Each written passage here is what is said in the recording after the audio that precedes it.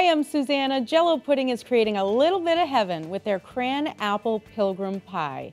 So to start out, I've preheated my oven to 400 degrees, and what I have here is a pre-made refrigerated pie crust, so convenient for us moms out there.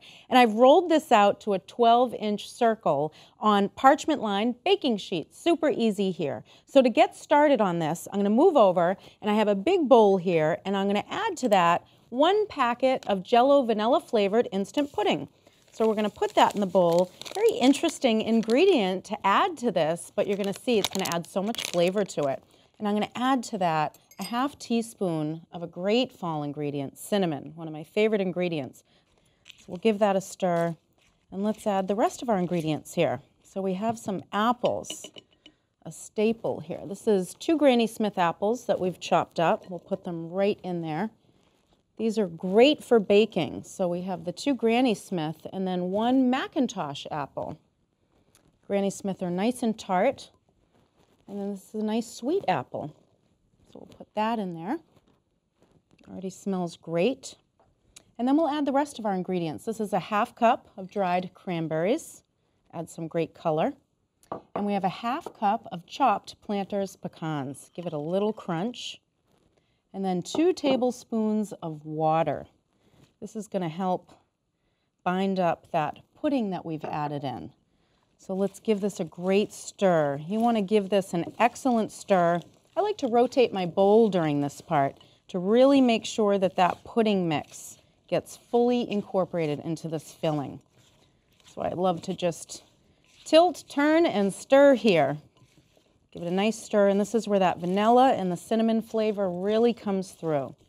And some of the water that gets released from those apples when they bake, that pudding mixture really helps to create a nice, thick, rich filling here. You're going to love what the pudding does. So unique. And then all we're going to do is put this filling right in the center of that refrigerated pie crust. So let's grab our crust, move it over. And let's put that filling right in the middle. There we go. You want to make sure you leave about 3 inches around the edge there, because we're going to be folding that over in just a sec. So once you have all the filling in, spread it evenly so that when we go around to fold this crust over, it looks even as it bakes. So now we're ready to fold the crust over. You want to do like a nice decorative little crimp here.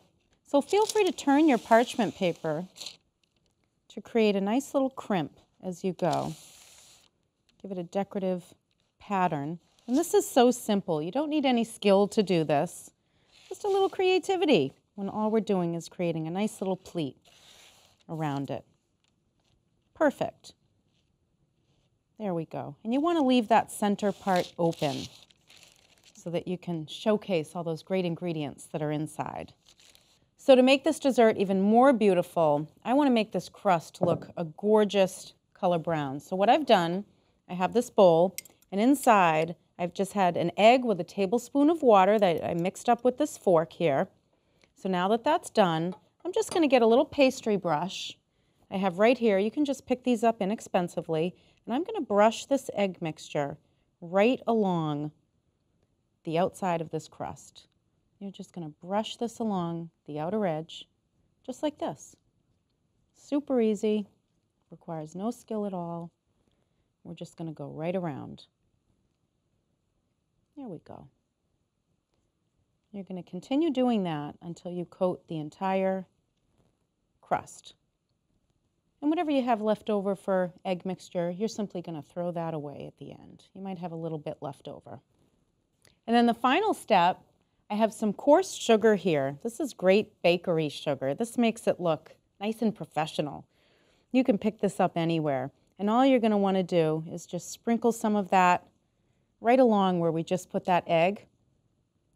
And this is going to look gorgeous when it comes out of the oven. You're going to really impress your friends and family here with this. And now I'm going to bake this for 30 to 35 minutes or until the fruit is tender and the crust is golden brown. Here's a quick